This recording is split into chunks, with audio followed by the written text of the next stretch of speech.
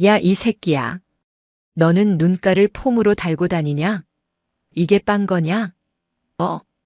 찢어지는 듯한 여자의 고함이 관사 화장실을 울렸다. 경기도 포천시 이동면 산정호수 인근에 자리 잡은 제5군단 예하 여단장 관사. 겉으로 보기에는 붉은 벽돌로 지어진 평화로운 단독주택이었지만 그 안의 공기는 바깥의 영하 10도 추위보다 더 매섭고 차가웠다. 욕실 바닥에 쭈그리고 앉아있던 김민우 병장은 고무장갑을 낀 손을 덜덜 떨며 고개를 숙였다. 비눗물이 튀어 축축하게 젖은 앞치마가 군복 바지 위에서 처량하게 흔들렸다. 그의 눈앞에는 화려한 레이스가 달린 살구색 여성 속옷이 내동댕이 쳐져 있었다. 사모님. 죄송합니다. 저는 분명히 손으로 비벼서. 말대꾸하지 마. 어디서 건방지게 따박따박 말대꾸야. 요즘 군대 아주 당나라 군대 다 됐네.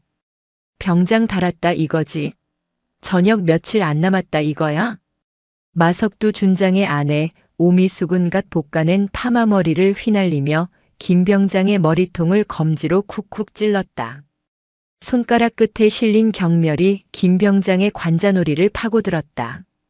내가 쳐 빨아놓은 꼬라지를 봐. 여기 얼룩 그대로 있잖아. 내 비싼 팬티 다 망쳐놓으려고 작정했어? 너네 엄마가 집에서 빨래 이렇게 가르치디? 김민우 병장의 주먹이 고무장갑 안에서 꽉 쥐어졌다. 입술을 깨물어 피가 맺힐 것 같았지만 그는 억지로 고개를 더 깊이 숙였다. 어머니. 고향인 부산 자갈치 시장에서 평생 생선을 다듬으며 자신을 대학까지 보낸 어머니의 얼굴이 스쳐 지나갔다. 대한민국 육군 병장 김민우. 서울 소재 명문대학교 국어국문학과 휴학 중. 성실하게 복무했고 후임들에게는 따뜻한 선임이었으며 간부들에게는 일 잘하는 A급 병사로 인정받았다. 하지만 전역을 딱 2달 앞둔 지금 그는 군인이 아니었다. 그는 대한민국 포천시 이동면 골짜기에 갇힌 계급장 달린 노비였다. 다시 빨아. 락스 풀지 말고 울 샴푸로 거품 내서 손으로 한 올 한 올 비벼. 다 빨고 나면 안방 화장실 변기 뒤쪽 곰팡이 칫솔로 다 긁어내고. 검사에서 먼지 하나라도 나오면 너 오늘 부대 복귀 못할 줄 알아. 오미숙은 횡하니 욕실을 나가버렸다. 쾅 하고 닫히는 문소리에 김 병장은 그제야 참았던 숨을 몰아쉬었다. 습기 찬 욕실 거울 속에 비친 자신의 모습은 처참했다. 국방색 러닝셔츠 위에 꽃무늬 앞치마. 이것이 나라를 지키러 온 청춘의 모습인가. 그는 떨리는 손으로 바닥에 떨어진 속옷을 다시 집어들었다. 차가운 수돗물을 틀자 손가락 마디마디가 끊어질 듯 시려왔다. 조금만 참자. 민우야. 딱 2달이다. 2달만 버티면 민간인이다. 그는 주문처럼 되뇌며 빨래를 시작했다. 그때 현관문 도어록이 요란하게 삑삑거리는 소리가 들렸다. 충성. 단결. 우렁찬 경례 구호가 들리더니 둔탁한 군화 발자국 소리가 거실로 이어졌다. 이 집의 주인이자 김민우를 지옥으로 밀어넣은 장본인. 여단장 마석두 준장이었다. 어이 김 병장. 어디 있나? 걸걸한 목소리가 김 병장을 찾았다. 김 병장은 황급히 고무장갑을 벗어 던지고 젖은 손을 앞치마에 대충 닦으며 거실로 뛰어나갔다. 단결. 병장 김민우. 거실 소파에 거만하게 다리를 꼬고 앉은 마석두 준장은 전투복 상의를 풀어 헤친 채 텔레비전 리모컨을 만지작거리고 있었다. 그의 발치에는 흑투성이 전투화가 아무렇게나 벗겨져 있었고 방금 훈련이라도 다녀온 듯 흙 냄새와 땀 냄새가 진동했다. 하지만 김 병장은 알고 있었다. 저건 훈련의 흔적이 아니라 인근 골프장에서 라운딩을 돌고 온 흔적이라는 것을. 마 준장은 힐끗 김 병장을 올려다보며 쯧쯧 혀를 찼다. 야 김 병장. 너 꼬라지가 그게 뭐냐? 앞치마 꼴하고는. 누가 보면 내가 병사 학대라도 하는 줄 알겠다. 마 준장은 킬킬거리며 자신의 농담이 재미있다는 듯 웃었다. 김 병장은 차렷 자세를 유지한 채 아무 말도 할 수 없었다. 보고만 있지 말고 가서 냉수 좀 가져와. 아, 그리고 내 전투화 좀 닦아놔라. 내일 군단장님 회의 있으니까 광나게. 불광 알지? 물광 말고 불광으로. 알겠습니다. 김 병장이 부엌으로 향하려 하자 마 준장이 불쑥 말을 덧붙였다. 아, 맞다. 너 저녁이 언제지? 김 병장의 등줄기에 식은땀이 흘렀다. 이것은 마 준장이 그를 통제하는 가장 확실한 목줄이었다. 2026년 3월 5일입니다. 그래. 얼마 안 남았네. 근데 김 병장 요즘 보니까 군기가 좀 빠진 것 같아? 집사람한테 얘기 들으니까 빨래도 건성으로 한다며? 마 준장의 눈빛이 뱀처럼 번들거렸다. 그는 테이블 위에 놓인 담배를 꺼내 물며 연기를 길게 내뿜었다. 영창 한번 다녀오면 저녁이 며칠 미뤄지더라. 15일인가? 너 만약에 여기서 내 마음에 안 들게 행동하면 내가 너 영창 보낼 구실 못 만들 것 같아? 작업하다가 장비 잃어버렸다고 보고 올리면 그만이야. 알지? 협박이었다. 명백한 협박. 김 병장의 주먹이 다시금 부들부들 떨렸다. 마석두 준장은 자신의 권력을 사적으로 이용하는 데에 아무런 죄책감이 없는 인간이었다. 그에게 병사는 국가의 아들이 아니라 공짜로 쓸 수 있는 소모품이자 머슴일 뿐이었다. 최선을 다하겠습니다. 김 병장은 쥐어짜듯 대답했다. 그래, 그래야지. 너 국문과 다닌다며? 글 좀 쓰겠네. 안 그래도 내가 이번에 야간 대학원 과제가 하나 있는데 그것도 좀 봐라. 내 방 책상 위에 올려뒀으니까 오늘 가기 전까지 초안 잡아놔. 주제는 현대군 리더십의 이해다. 내 경험담 좀 잘 섞어서 알지? 아주 감동적으로. 청소에 빨래, 구두 닦기, 그것도 모자라 대학원 과제 대필까지. 김 병장의 눈앞이 캄캄해졌다. 오늘 부대 복귀는커녕 관사 쪽방에서 쪽잠을 자야 할 판이었다. 알겠습니다. 목소리가 작다. 알겠습니다. 충성. 오냐? 가서 물이나 떠와. 마 준장은 다시 텔레비전으로 시선을 돌렸다. 화면에서는 뉴스 속보가 흘러나오고 있었다. 국방부 장병 복지 개선을 위한 대대적 혁신안 발표. 마 준장은 코웃음을 치며 채널을 돌려버렸다. 복지는 무슨 얼어 죽을. 요즘 애들은 배가 불렀어. 라떼는 말이야 팬티가 아니라 기저귀도 빨아줬어.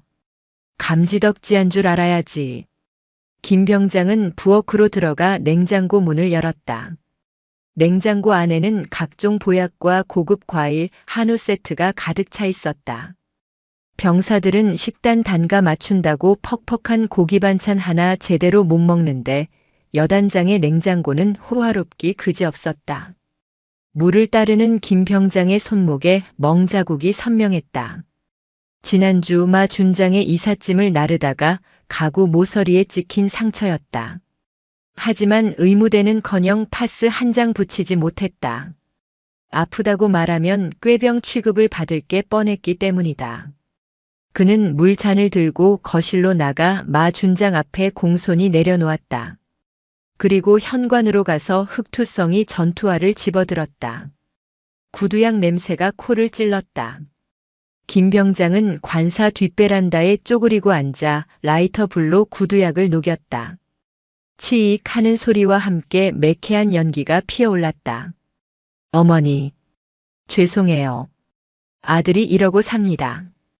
천으로 구두를 문지르며 그는 밤하늘을 올려다보았다. 포천의 밤하늘은 유난히 별이 맑았다. 저 별들 중 하나가 자신을 내려다보고 있을 것만 같았다. 야, 김민우, 뭐해?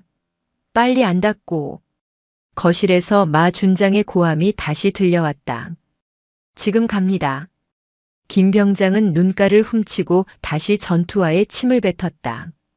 퇴. 자신의 비참한 처지를 뱉어내듯. 그리고 미친 듯이 문질렀다. 가죽이 벗겨질 정도로, 자신의 지문이 닳아 없어질 정도로. 이날 밤 김민우 병장은 새벽 3시가 넘어서야 마 준장의 과제 초안을 완성할 수 있었다. 그는 관사 창고 구석에 놓인 낡은 라텍스 매트리스 위에 몸을 뉘었다.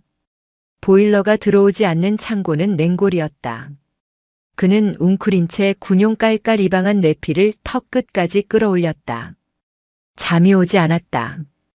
분노와 억울함 그리고 무력감이 뒤섞여 가슴이 답답했다.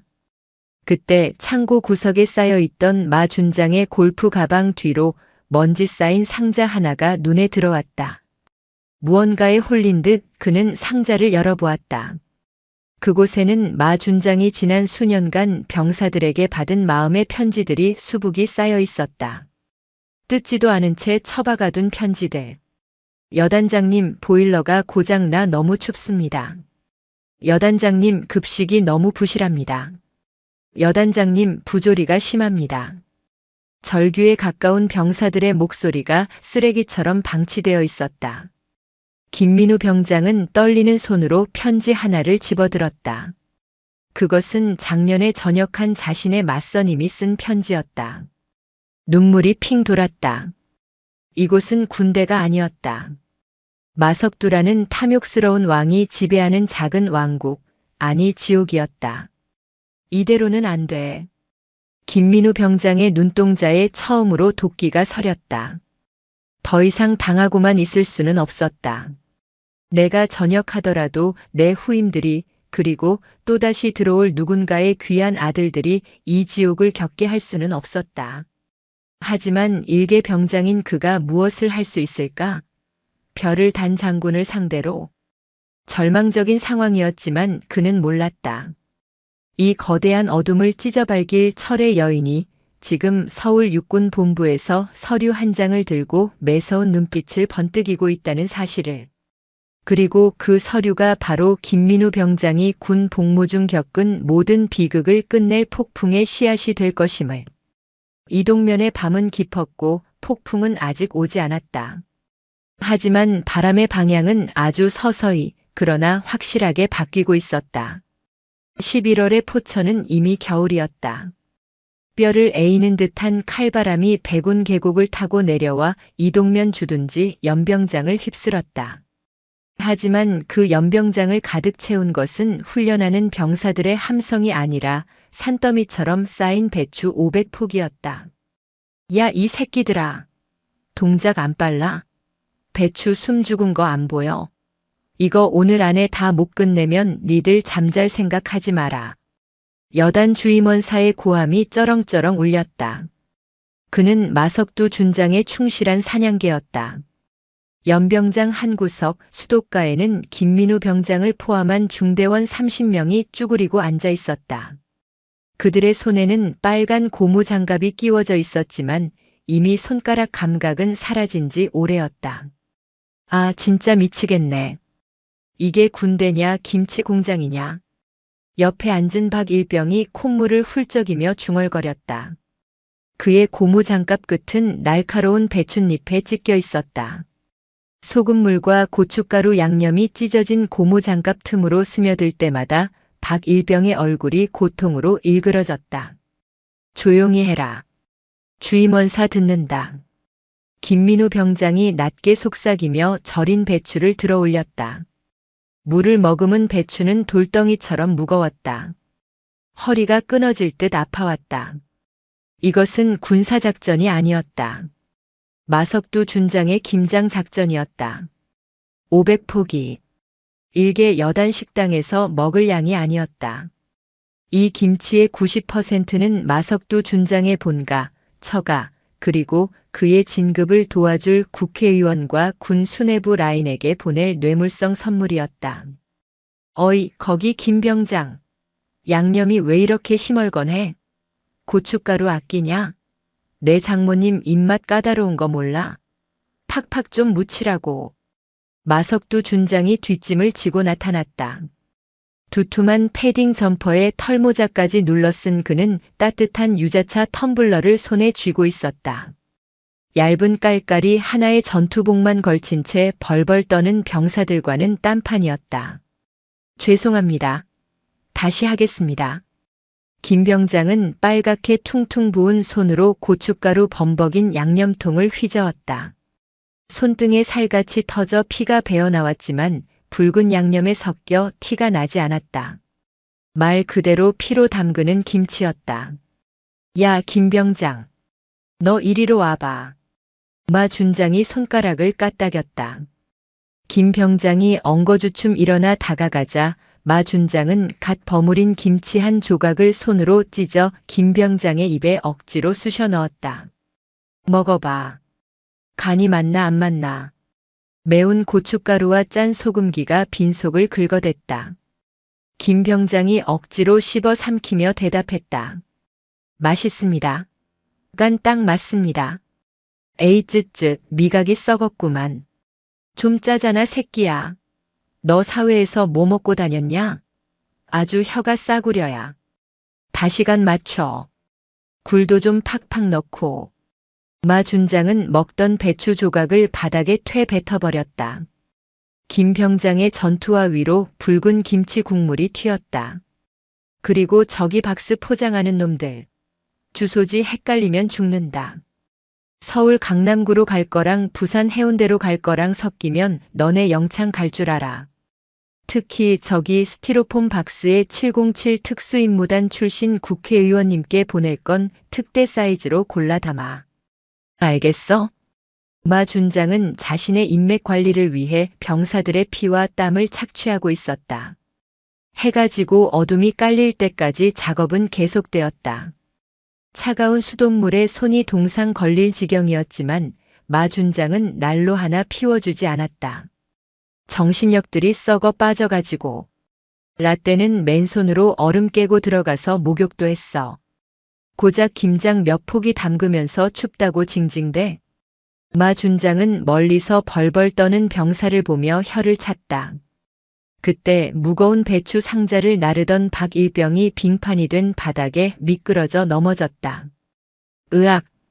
와장창 소리와 함께 김치통이 엎어졌다. 마 준장의 눈썹이 꿈틀했다. 야, 이 새끼야! 마 준장이 달려가 넘어진 박일병의 정강이를 군홧발로 걷어찼다. 죄송합니다. 죄송? 너 이 김치가 얼마짜린 줄 알아? 안에 들어간 굴이랑 잣이랑 배값이 내 월급보다 비싸. 어디서 귀한 김치를 땅바닥에 쏟아? 박일병은 아픈 다리를 부여잡지도 못한 채 바닥에 엎드려 빌었다. 김민우 병장은 주먹을 꽉 쥐었다. 사람이 다쳤는데 김치 걱정을 하는 지휘관. 저게 대한민국 장군인가? 김 병장. 뭐해? 저거 다 주워 담아. 흙 묻은 건 씻어서 맨 아래 깔아. 어차피 남들이 보면 몰라. 김민우 병장은 치밀어 오르는 구역질을 참으며 바닥에 떨어진 김치를 주워 담았다. 흙투성이 김치. 그것은 마치 자신들의 처지 같았다. 아무리 짓밟히고 더러워져도 권력자들의 식탁 아래 깔려야 하는 소모품. 그날 밤 병사들은 밥맛이 없어 저녁을 거의 남겼다. 내무반 전체에 파스 냄새가 진동했다. 모두가 끙끙 앓는 소리를 내는 가운데 김민우 병장은 창밖을 바라보았다. 여단장 관사 쪽에서 환한 불빛과 함께 웃음소리가 들려왔다. 마 준장이 김장이 끝난 기념으로 간부들을 불러 수육 파티를 하는 모양이었다. 병사들이 만든 김치와 함께. 악마 같은 새끼. 누군가 나지막이 욕설을 내뱉었다. 하지만 그 욕설은 포천의 밤바람에 힘없이 흩어졌다. 해가 바뀌어 1월이 되었다. 포천의 겨울은 이제 본격적인 맹위를 떨쳤다. 영하 20도. 숨을 쉴 때마다 폐가 얼어붙는 듯한 추위였다. 하지만 더 끔찍한 것은 내무반의 온기마저 사라졌다는 사실이었다. 노후화된 보일러가 고장난 지 3일째였다. 행보관님, 보일러 수리 언제 됩니까? 애들이 잘 때 입에서 입김이 나옵니다. 김민우 병장이 행보관에게 사정했다. 하지만 행보관은 난처한 표정으로 머리를 극적였다. 여단장님이 예산 없다고 결제를 안 해주신다. 일단 침낭 2개 겹쳐 덮고 자라고 해라. 예산이 없다니요? 지난주에 여단장실 소파랑 커튼 싹 다 최고급으로 바꾸지 않았습니까? 야, 김병장. 목소리 낮춰. 너 그러다 찍힌다. 그때였다. 중대장실에 인터폰이 울렸다. 여단장님. 네. 관사요? 아, 지금 당장이요? 네, 알겠습니다. 작업 인원 보내겠습니다. 전화를 끄는 중대장이 한숨을 푹 쉬며 김병장을 바라봤다. 민우야, 애들 5명만 데리고 관사로 가라. 보일러 고쳐주시는 겁니까? 가보면 안다. 김민우 병장과 후임들은 희망을 품고 관사로 달려갔다. 하지만 그들을 기다리고 있는 것은 따뜻한 부속품이 아니라 시멘트 포대와 벽돌, 그리고 전기 열선이었다. 왔냐? 날씨가 많이 춥지? 마석두 준장이 관사 마당에서 털장갑을 낀 채 손을 비비며 나왔다. 그의 옆에는 해피라고 불리는 덩치 큰 shepherd 한 마리가 고급게 옷을 입고 꼬리를 치고 있었다. 단결. 작업 인원 도착했습니다. 그래. 우리 해피가 이번 겨울을 나기가 좀 추울 것 같아서 말이야. 여기 마당 구석에다가 해피집을 새로 하나 지어줘야겠다. 그냥 개집 말고 저기 벽돌로 탄탄하게 쌓고 바닥에 이 전기 열선 깔아서 보일러 들어오게. 알겠지? 김 병장은 자신의 귀를 의심했다. 병사들은 보일러가 고장 나 냉골 바닥에서 자고 있는데 개집에 보일러를 깔라고. 여단장님. 지금 내무반 보일러가 고장나서 병사들이. 시끄러워. 내무반은 사람이 많으니까 서로 체온으로 버티면 되잖아. 군인이 춥다고 징징대기는. 우리 해피는 족보 있는 혈통이라 추위 타면 안 돼. 너보다 비싼 몸이야. 빨리 시작해. 해지기 전까지 시멘트 양생 끝내라. 마 준장은 개 머리를 쓰다듬으며 집 안으로 쏙 들어가 버렸다. 와, 진짜 사람이 아니네. 후임 상병이 망치를 바닥에 던지며 욕을 했다. 하지만 반항할 수는 없었다. 그들은 묵묵히 언 땅을 곡괭이로 까고 벽돌을 나르기 시작했다. 영하 20도의 날씨에 밖에서 시멘트를 반죽하려면 뜨거운 물이 필요했다. 하지만 관사에서 물을 길어오면 금세 식어 살얼음이 끼었다. 맨손으로 벽돌을 집으면 살가죽이 쩍쩍 달라붙었다. 야, 선 꼼꼼하게 깔아. 해피 엉덩이 따뜻하게. 중간중간 나와서 감시하는 마 준장의 아내 오미숙은 한술 더 떴다. 김병장, 저기 틈새 꼼꼼하게 메워. 바람 들어오잖아. 우리 해피 감기 걸리면 내가 책임질 거야. 지난번에 보니까 미장이 엉망이더만. 기술 좀 배워서 나와야지 원. 그녀는 병사들에게 따뜻한 커피 한 잔은커녕 찌꺼기만 남은 찬물을 내밀었다. 목마르지? 이거 마시고 해. 5시간의 사투 끝에 붉은 벽돌로 지어진 호화로운 계집이 완성되었다. 바닥에는 전기 패널이 깔려 훈훈한 열기가 올라왔다. 김민우 병장은 그 온기가 너무나 부러웠다. 오, 좋아. 아주 아늑하네.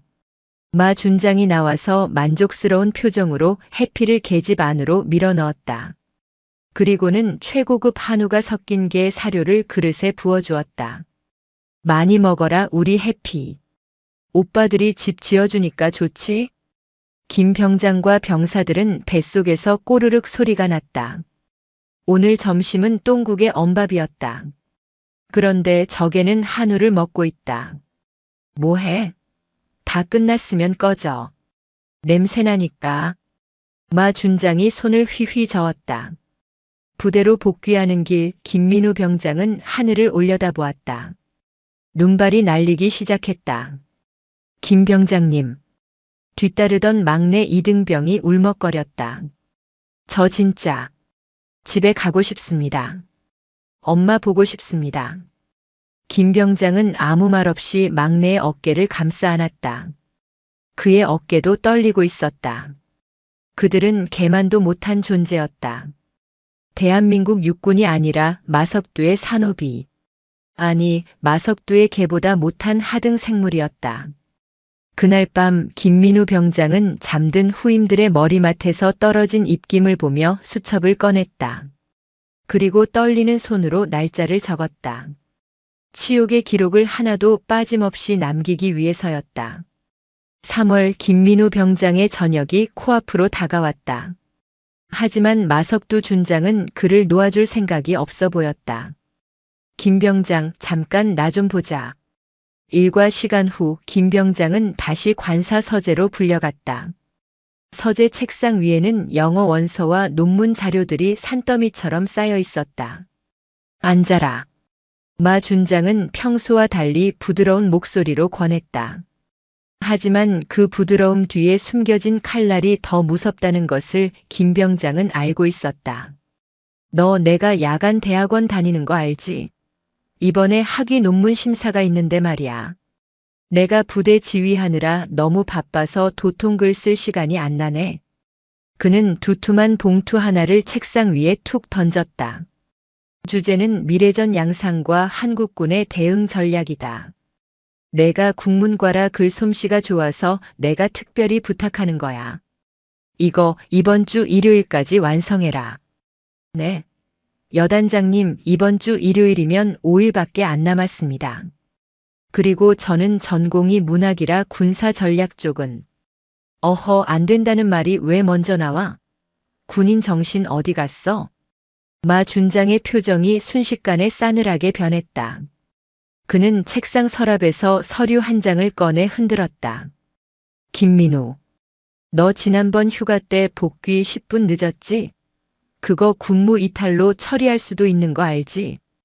그건 버스가 고장나서 지연 증명서까지 제출하지 않았습니까? 증명서야 뭐 내가 찢어버리면 그만이고. 내가 헌병대장한테 전화 한 통이면 너 바로 영창 15일이야. 그럼 너 저녁 날짜 어떻게 되지? 복학은 물 건너가는 거고. 김 병장의 얼굴이 하얗게 질렸다. 복학. 이번 학기에 복학하지 못하면 1년을 더 쉬어야 했다. 집안 형편상 빨리 졸업해서 취업해야 하는데 마 준장은 그 약점을 정확히 쥐고 흔들고 있었다. 선택해. 여기서 조용히 논문 쓰고 깔끔하게 전역해서 복학할래? 아니면 영창 가서 군 생활 더 할래? 마 준장은 비열하게 웃으며 봉투를 턱짓으로 가리켰다. 저 안에 10만 원 넣었다. 피자나 사 먹으면서 해. 나도 양심은 있는 사람이야. 10만 원. 논문 대필의 대가가 고작 10만 원이었다. 알겠습니다. 하겠습니다. 김 병장은 입술을 깨물며 대답했다. 선택권은 없었다. 그날부터 김 병장은 유령 작가가 되었다. 낮에는 부대 일과를 소화하고 밤이 되면 관사 서재에 갇혀 컴퓨터 자판을 두드렸다. 마 준장의 아들 마영철도 가관이었다. 야, 군인 아저씨. 나 교양 과목 레포트도 하나 써줘. 셰익스피어의 비극적 세계관 뭐 이런 건데 아저씨 국문과라며? 이런 건 껌이지. 대학생인 아들은 술 냄새를 풍기며 들어와 김 병장에게 USB를 던졌다. 이거 B+ 이상 안 나오면 아빠한테 말해서 군 생활 꼬이게 해줄 거야. 알았지? 김 병장은 피가 거꾸로 솟는 것 같았다.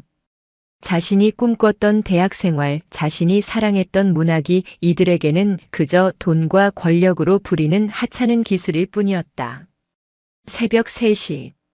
김 병장의 눈은 충혈되어 터질 것 같았다. 모니터의 커서가 깜빡이는 모습이 마치 자신의 남은 수명을 카운트다운하는 것 같았다. 거실에서는 마 준장 부부가 텔레비전을 보며 깔깔거리는 소리가 들려왔다. 여보, 이번에 박사 학위 따면 국방일보에 인터뷰 한번 나가야지. 주경야독하는 학구파 장군 어때? 호호, 당신 너무 멋져요. 그깟 논문 병사들 시키면 금방인 걸 뭐하러 걱정했어요. 그들의 대화가 벽을 타고 넘어와 김병장의 고막을 찔렀다. 그는 타자기를 치던 손을 멈추고 책상 아래로 떨리는 주먹을 쥐었다. 학구파 장군? 주경야도? 내가 쓴 글이, 내 지식이 저런 쓰레기 같은 인간의 명예를 위해 쓰인다니. 참을 수 없는 모멸감이 밀려왔다. 김민우 병장은 잠시 눈을 감았다. 그리고 결심한 듯 컴퓨터의 폴더 하나를 깊숙한 곳에 숨겨 만들었다. 폴더명 판도라의 상자. 그는 논문 파일과 함께 마 준장이 지시했던 불법적인 내용들이 담긴 녹취 파일, 아들의 과제 대필 원본 파일, 그리고 관사 CCTV에 찍힌 자신의 노예 생활 모습들을 백업하기 시작했다. 당장 터뜨릴 순 없다. 지금 터뜨리면 계란으로 바위치기다. 하지만 언젠가 이 바위를 깨트릴 망치가 나타난다면 그때 이 자료들은 마석두의 목줄을 끊어놓을 가장 날카로운 칼이 될 것이다. 야, 아직도 안 끝났어? 타자 소리가 멈췄는데 방문 밖에서 마 준장의 고함이 들려왔다. 아닙니다. 자료 정리 중입니다. 김 병장은 다시 미친 듯이 키보드를 두드렸다. 타닥 타닥 타닥. 그 소리는 논문을 쓰는 소리가 아니었다. 마석두라는 거대한 성벽에 금을 내는 소리였다. 아주 미세하지만 분명한 균열을 만드는 소리였다. 4월의 봄비가 추적추적 내리는 날이었다. 포천 이동면의 산자락에는 진달래가 피기 시작했지만 여단장 관사의 분위기는 여전히 한겨울처럼 얼어붙어 있었다. 야, 김병장. 저기 지붕 위 기와 좀 봐라. 지난번 눈 왔을 때 깨진 것 같은데 비 새면 안 되니까 올라가서 실리콘 좀 쏘고 와. 마석두 준장은 거실 소파에 누워 텔레비전을 보며 건성으로 지시했다. 밖에는 봄비치고는 꽤 굵은 빗줄기가 쏟아지고 있었다. 여단장님, 지금 비가 와서 지붕이 많이 미끄럽습니다. 비가 그치면 안전장구 착용하고 작업하겠습니다. 김민우 병장이 조심스럽게 건의했다. 빗물에 젖은 기와는 얼음판보다 더 미끄러웠다. 게다가 별다른 안전장비도 없었다. 아, 새끼 말 맞네. 비 좀 맞는다고 죽냐? 저녁 얼마 안 남았다고 몸살이는 거야? 군인 정신이 썩어 빠져가지고. 야, 최일병. 너 올라가. 마 준장은 김 병장의 말이 듣기 싫다는 듯 갓 전입 온 최진수 일병을 지목했다. 최 일병은 이제 막 자대 배치를 받은 신병이었다. 어리바리하고 착하기만 한 그는 겁에 질린 표정으로 관등 성명을 댔다. 이병 최진수. 제가 하겠습니다. 안 돼. 진수야, 너 미끄러워. 김 병장이 말렸지만 마 준장의 불호령이 떨어졌다. 김민우, 너 가만 안 있어? 후임 교육을 어떻게 시키는 거야? 까라면 까는 게 군대야. 빨리 안 올라가? 결국 최일병은 실리콘 총을 들고 사다리에 올랐다. 김 병장은 아래에서 사다리를 잡으며 불안한 눈으로 지붕 위를 올려다보았다. 빗줄기는 점점 굵어졌다. 조심해. 기와 밟지 말고 틈새 밟아. 김 병장이 소리쳤다. 그때였다. 최일병의 군화가 젖은 기와 위에서 쭉 미끄러졌다. 중심을 잃은 그의 몸이 허공에서 춤을 추듯 휘청거렸다. 악! 짧은 비명과 함께 최일병이 2층 높이의 지붕에서 마당 화단으로 추락했다. 둔탁한 파열음이 빗소리를 뚫고 들려왔다. 진수야! 김 병장이 미친 듯이 달려갔다. 화단 경계석에 다리를 부딪힌 최일병은 고통으로 얼굴이 하얗게 질려 입만 벙긋거리고 있었다. 오른쪽 다리가 기괴한 각도로 꺾여 있었다. 뼈가 부러진 것이 확실했다. 바지 위로 붉은 피가 배어나왔다. 소란스러운 소리에 마석두 준장이 슬리퍼를 끌고 현관으로 나왔다. 그는 쓰러진 병사를 보고 놀라기보다 인상을 찌푸렸다. 아씨, 재수없게 왜 떨어지고 지랄이야? 야, 내 화단꽃 다 뭉개졌잖아. 김 병장은 귀를 의심했다. 사람이 떨어져 다리가 부러졌는데 꽃 걱정을 하다니. 여단장님, 지금 다리가 부러진 것 같습니다. 빨리 앰뷸런스 불러야 합니다. 조용히 해. 동네방네 소문낼 일 있어? 앰뷸런스 부르면 상급부대 보고 들어가야 하잖아. 일단 내 차 뒷좌석에 태워. 민간 병원으로 간다. 마 준장은 군 의무대가 아닌 읍내에 있는 작은 정형외과로 최일병을 데려갔다. 군 병원으로 가면 작업 중 사고로 기록이 남고 그러면 자신의 진급 심사에 악영향을 미칠까봐 두려웠던 것이다. 병원 진료실 앞. 마 준장은 고통에 신음하는 최일병과 김 병장을 구석으로 몰아세웠다. 잘 들어. 너네 오늘 어디서 다친 거야? 마 준장의 눈빛이 형형하게 빛났다. 관사 지붕 수리하다 다쳤습니다. 김 병장이 사실대로 말하자 마 준장이 손바닥으로 김 병장의 뒤통수를 후려갈겼다. 짝! 이 답답한 새끼야. 그렇게 말하면 내가 뭐가 되냐? 너네 중대 연병장에서 축구하다가 태클 걸려서 넘어진 거다. 알았어? 여단장님, 그건 공문서 위조입니다. 최일병은 공상 처리를 받아야 나중에 보훈 혜택도. 닥쳐. 보훈? 야, 뼈 좀 부러진 거 가지고 무슨 국가 유공자라도 될 줄 아냐? 내가 치료비 다 대줄 테니까 조용히 해. 그리고 최진수 너 만약에 딴소리하면 너네 부모님한테 전화해서 내가 군 생활 적응 못해서 자해했다고 말할 거야. 관심병사로 전역하고 싶어? 악마였다. 갓 20살 된 신병에게 할 소리가 아니었다. 최일병은 눈물을 뚝뚝 흘리며 고개를 끄덕일 수밖에 없었다. 축구하다 다쳤습니다.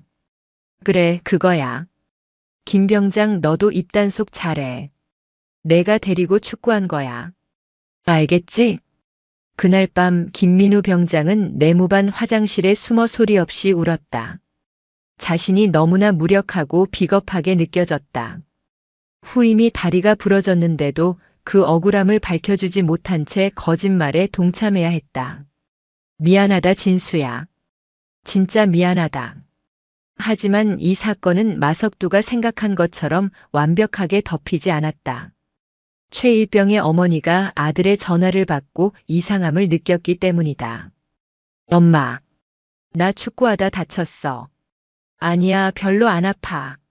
수화기 너머로 들려오는 아들의 목소리는 떨리고 있었다. 평소 운동신경이 좋던 아들이 축구하다가 복합골절을 당했다는 게 믿기지 않았다. 어머니의 직감이 꿈틀거렸다. 그녀는 밤새 고민하다가 국방부 민원 게시판이 아닌 육군 본부 감찰실로 장문의 손편지를 써서 보냈다. 제 아들이 정말 축구하다 다친 게 맞는지 확인해 주세요. 이 편지 한 통이 견고했던 마석두 왕국의 성벽을 무너뜨릴 첫 번째 돌멩이가 되었다. 충청남도 계룡대 육군본부. 대한민국 육군의 심장부인 이곳에서도 가장 분주하고 긴장감이 감도는 곳은 제5군단장 집무실이었다. 강소영 중장. 그녀는 살아있는 전설이었다. 육군 사관학교 수석 입학, 수석 졸업. 707 특수임무단 대테러 팀장, 최전방 수색대대장, 특전사 여단장 등 야전 요직을 두루 거친 정통무관. 그리고 창군 이래 최초로 금녀의 벽을 깨고 군단장 중장의 자리에 오른 입지전적인 인물. 그녀의 별명은 철의 여인 혹은 불도저였다. 원칙에 어긋나는 일에는 타협이 없었고 병사들의 복지 문제에는 물불을 가리지 않고 덤벼들었기 때문이다. 군단장님, 커피 드십시오. 전속부관인 박소령이 김이 모락모락 나는 커피를 책상 위에 놓았다. 하지만 강소영 중장의 시선은 서류 뭉치에 고정된 채 움직이지 않았다. 그녀가 쓰고 있는 돋보기 안경 너머로 날카로운 눈빛이 번뜩였다. 박소령. 예, 군단장님. 우리 군단 예하 부대 중에서 부상자 현황 보고서 가져와봐. 최근 3개월치. 알겠습니다. 즉시 준비하겠습니다. 강 중장은 책상 한 구석에 놓인 삐뚤빼뚤한 글씨의 편지를 다시 집어들었다. 며칠 전 감찰실에서 단순 민원으로 분류해 넘긴 편지였다. 포천의 한 여단 소속 병사 어머니가 보낸 것이었다. 아들이 축구를 하다 다쳤다는데 목소리가 너무 불안합니다. 평소 아들은 거짓말을 못합니다. 단순한 과잉 보호일 수도 있었다. 하지만 강 중장의 오랜 야전 경험이 냄새를 맡았다. 잠시 후 박소령이 태블릿 PC를 들고 왔다. 여기 있습니다. 강 중장은 능숙하게 화면을 넘기며 데이터를 분석했다. 이상하군. 어떤 부분이십니까? 여기 37여단. 최근 3개월 동안 체육 활동 중 부상 비율이 타 부대에 비해 3배나 높아. 발목 염좌, 타박상, 심지어 골절까지. 이 부대는 무슨 전투 축구라도 하나? 아, 확실히 수치가 좀 높습니다. 여단장이 부대 체력 단련을 강조한다고 들었습니다. 체력 단련? 마석두 준장 말이지. 강소영 중장은 마석두라는 이름을 되뇌었다. 육사 후배였지만 생도 시절부터 줄타기에 능하고 약자에게 강했던 인물로 기억하고 있었다. 그리고 또 하나. 의무대 진료 기록과 외부 민간 병원 진료 기록이 일치하지 않아. 여기 봐. 최진수 일병. 의무대 기록에는 단순 찰과상이라고 되어 있는데 민간 병원 청구 내역에는 복합골절 수술로 되어 있어. 이게 말이 되나? 강 중장이 책상을 탕 하고 내리쳤다. 이건 은폐야. 감찰 장교를 파견할까요? 박소령이 조심스럽게 물었다. 아니. 강 중장이 자리에서 벌떡 일어났다. 172cm의 큰 키에서 뿜어져 나오는 위압감이 집무실을 가득 채웠다. 그녀는 전투복 상의 단추를 채우며 베레모를 집어들었다. 내가 직접 간다. 예. 군단장님이 직접 가시면 의전 준비도 해야 하고 일정이. 의전? 그딴 거 필요 없어. 내가 언제 꽃목걸이 걸어달라고 했나? 예고 없이 간다. 헬기 띄워. 지금 바로 말씀입니까? 지금 당장. 블랙호크 대기시켜. 그리고 수행원은 자네랑 헌병 수사관 2명만 붙여. 보안 유지하고. 강소영 중장의 눈이 매섭게 빛났다. 그녀는 병사들이 억울하게 다치고 그것이 은폐되는 것을 가장 혐오했다. 그녀에게 병사는 부하가 아니라 지켜줘야 할 자식들이었다. 내 새끼들 건드리면 어떻게 되는지 본보기를 보여줘야겠어. 그녀의 목소리는 낮았지만 그 어떤 포효보다도 위협적이었다. 육군 본부 헬기장에 거대한 회오리 바람이 일기 시작했다. 그것은 포천으로 향할 정의의 폭풍이었다. 포천의 하늘은 맑고 푸르렀다. 이동면 갈비거리에는 고기 굽는 냄새가 진동했다. 마석두 준장은 일과 시간임에도 불구하고 부대 밖 스크린 골프장에 와 있었다. 지역 유지들과 내기 골프를 치는 중이었다. 아이고 장군님.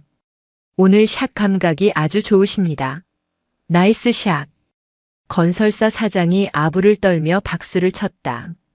마 준장은 으쓱하며 골프채를 휘둘렀다. 허허, 내가 생도 시절에 운동신경 하나는 끝내줬지. 오늘 저녁은 내가 살 테니까 이동 갈비집 예약해놔. 부대는 평화로웠다. 아니, 평화로워 보였다. 김민우 병장은 오늘도 관사 마당에서 잡초를 뽑고 있었고 다리를 다친 최 일병은 목발을 짚고 행정반에서 전화를 받고 있었다. 모든 것이 마석두가 설계한 완벽한 통제 하에 있는 듯했다. 하지만 그 평화는 산 너머에서 들려오는 둔탁한 기계음 소리에 의해 깨지기 시작했다. 두두두두두두두. 처음에는 멀리서 들리는 천둥 소리 같았다. 하지만 소리는 점점 커지더니 부대 전체의 유리창을 덜덜 떨리게 만들었다. 뭐야? 무슨 소리야? 행정반에 있던 당직 사령이 창밖을 내다보았다. 그의 눈이 찢어질 듯 커졌다. 저공비행으로 산등성이를 넘어오는 검은색 헬기. 기체 옆면에는 4개의 별이 박힌 성판이 아닌 3개의 별이 선명하게 박혀 있었다. 군단장이다. 군단장 헬기가 떴다. 비상이었다. 예정에 없던 방문이었다. 야, 상황실. 여단장님 어디 계셔? 빨리 연락해. 부대에는 비상 사이렌이 울려 퍼졌다. 병사들은 영문도 모른 채 연병장으로 뛰어나왔고 간부들은 사색이 되어 이리 뛰고 저리 뛰었다.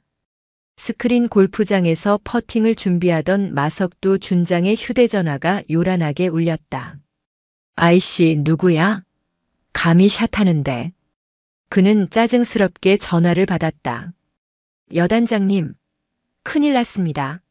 부대의 UH-60 헬기가 착륙 중입니다. 군단장님입니다. 뭐? 군단장님? 강소영 장군이? 마석두의 얼굴에서 핏기가 싹 가셨다. 골프채가 손에서 미끄러져 바닥에 툭 떨어졌다. 미친. 오늘 온다는 말 없었잖아. 야, 빨리 차 대기시켜. 부대로 복귀한다. 마 준장은 골프 옷을 입은 채 허둥지둥 밖으로 뛰쳐나갔다. 전투복으로 갈아입을 시간도 없었다. 차 안에서 급하게 옷을 갈아입으며 그는 부하에게 소리쳤다. 야, 관사에 있는 김병장. 그 새끼 빨리 숨기라고 해.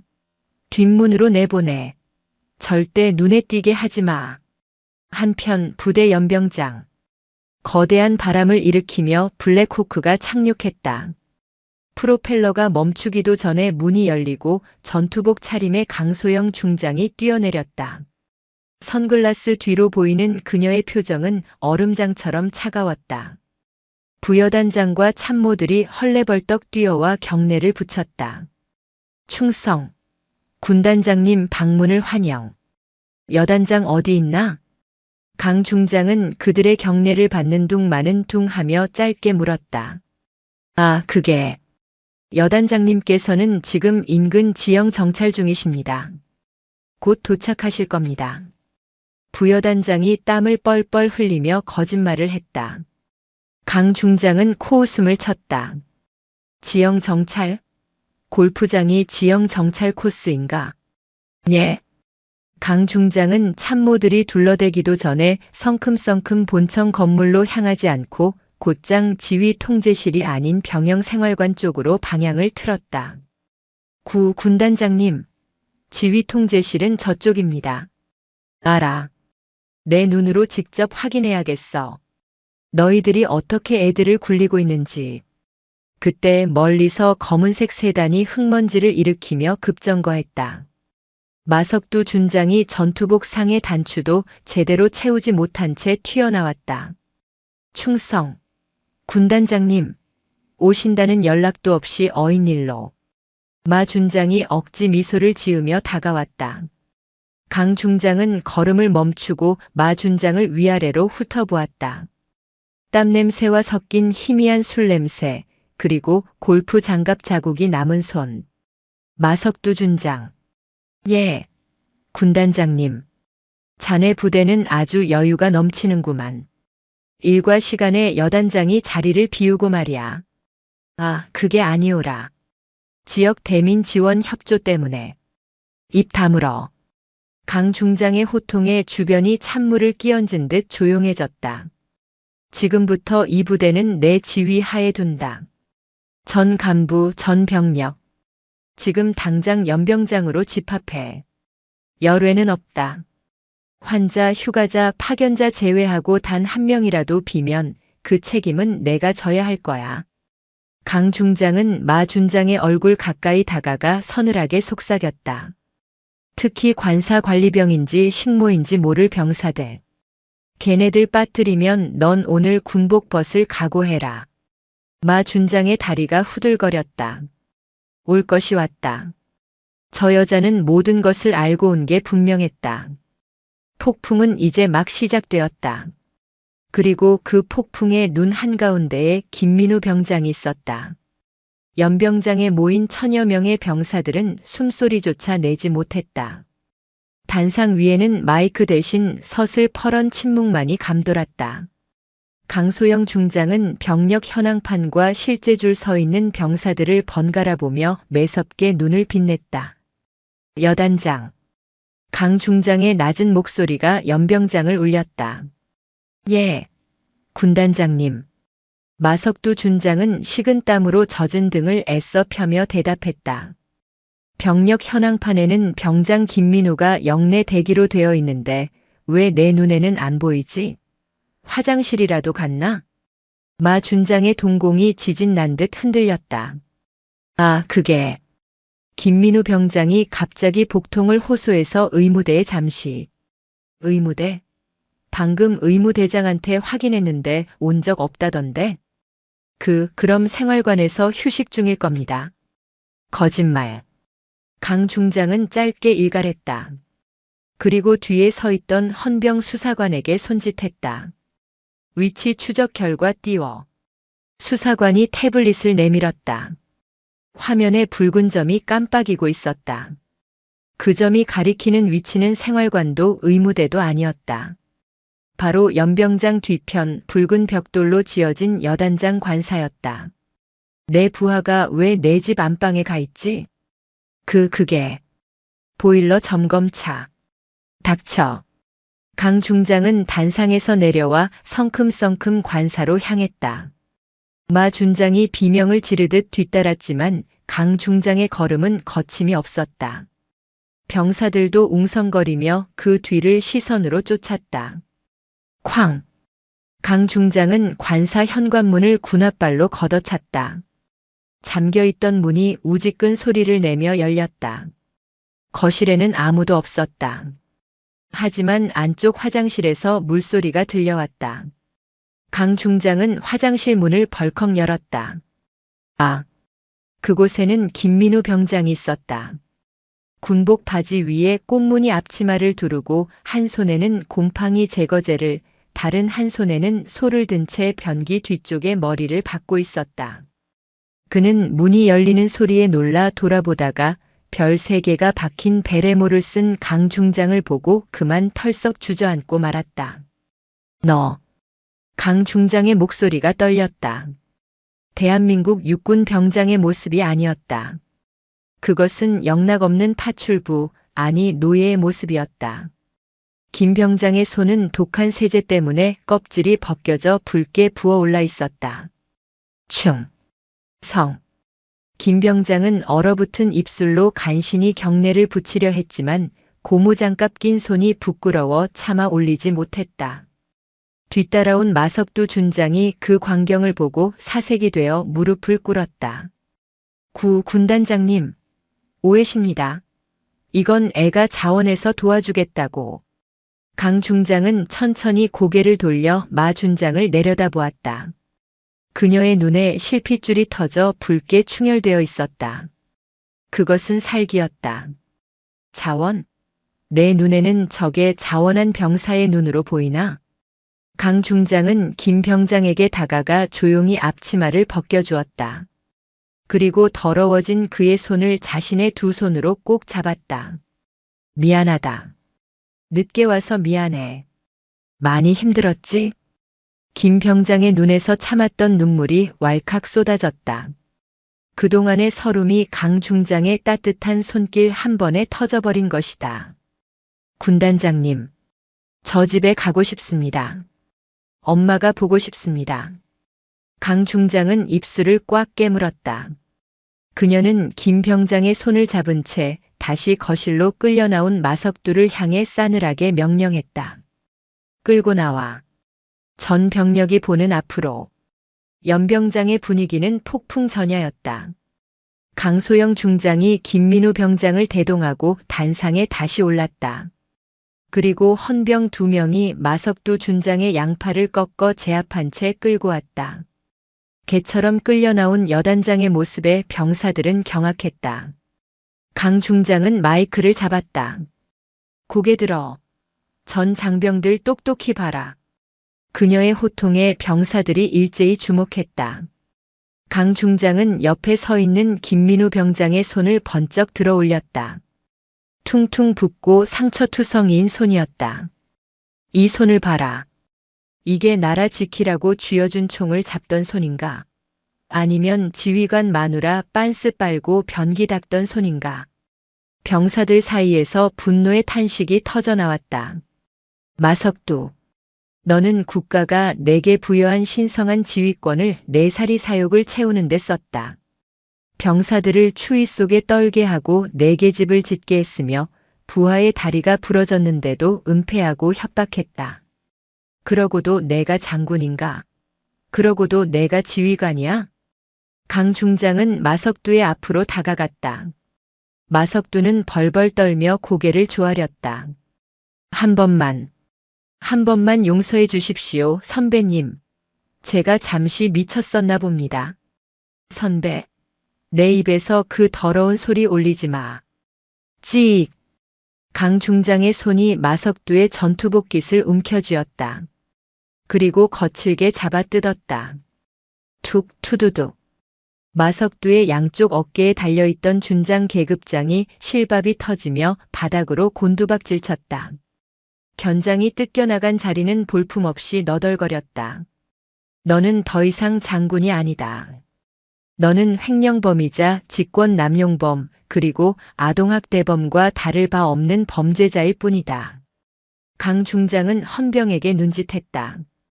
헌병이 미리 준비된 물건을 강 중장에게 건넸다. 그것은 김민우 병장이 관사에서 쓰던 똥물이 잔뜩 묻은 낡은 변기 솔이었다. 강 중장은 그 변기 솔을 마석두의 손에 억지로 쥐어주었다. 청소? 그렇게 청소가 좋으면 내가 해. 마석두는 망연자실한 표정으로 변기 솔을 쥐고 있었다. 강 중장은 그의 귀에 대고 연병장이 떠나가라 소리쳤다. 오늘 사단 전체 변기 내 혀로 할자서라도 광내라. 실시 안 해. 강 중장의 불호령에 마석두는 조건 반사적으로 몸을 움찔거렸다. 가겠습니다. 닫겠습니다. 계급장이 뜯긴 마석두는 헌병들에 의해 병사 공용 화장실로 질질 끌려갔다. 잠시 후 화장실 안에서 구역질 소리와 함께 벅벅 솔질하는 소리가 들려왔다. 우와! 침묵을 지키던 병사들이 함성을 질렀다. 누군가는 박수를 쳤고 누군가는 모자를 벗어 던졌다. 10년 묵은 체증이 내려가는 순간이었다. 김민우 병장도 그제야 다리에 힘이 풀린 듯 주저앉으며 엉엉 소리내어 울었다. 그것은 기쁨의 눈물이었다. 강 중장은 우는 김 병장의 어깨를 감싸 안으며 나직이 말했다. 울지 마라. 내 잘못이 아니야. 군대가 못나서 미안하다. 정말 미안하다. 그날 포천의 하늘은 유난히 맑았다. 마치 썩은 환부를 도려낸 자리에 새살이 돋아나는 것처럼. 사건의 파장은 엄청났다. 다음 날 아침 대한민국 모든 언론의 헤드라인은 이 사건으로 도배되었다. 단독 육군 최초 여군단장, 갑질 여단장 참교육. 변기 혀로 닦아라 충격 병사시켜 계집 짓고 논문 대필. 노예 부대의 실체. 국민들의 분노는 하늘을 찔렀고 국방부 홈페이지는 마비되었다. 마석두는 구속 수감되어 군사재판에 회부되었다. 징역형은 물론이고 파면되어 연금 한 푼 못 받는 신세로 전락했다. 그의 아내 오미숙 역시 민간 검찰에 고발되어 조사를 받게 되었다. 반면 강소영 중장은 국민장군, 참군인이라는 칭송을 받았다. 그녀의 단호한 결단력은 군 내부의 자정작용을 불러일으켰고 전군에 부조리 척결 바람이 불었다. 그리고 2개월 후 김민우 병장의 저녁날이 밝았다. 그는 부대 정문을 나서며 뒤를 돌아보았다. 지옥 같았던 곳이었지만 이제는 동료들이 웃으며 생활하는 평범한 군부대로 돌아와 있었다. 국가배상심의위원회를 통해 김 병장은 거액의 피해 보상금을 받았고 다쳤던 최 일병도 국가유공자로 인정받아 치료비 전액과 연금을 받게 되었다. 김민우 병장. 정문 앞에 검은색 세단이 멈춰 섰다. 창문이 내려가고 익숙한 얼굴이 보였다.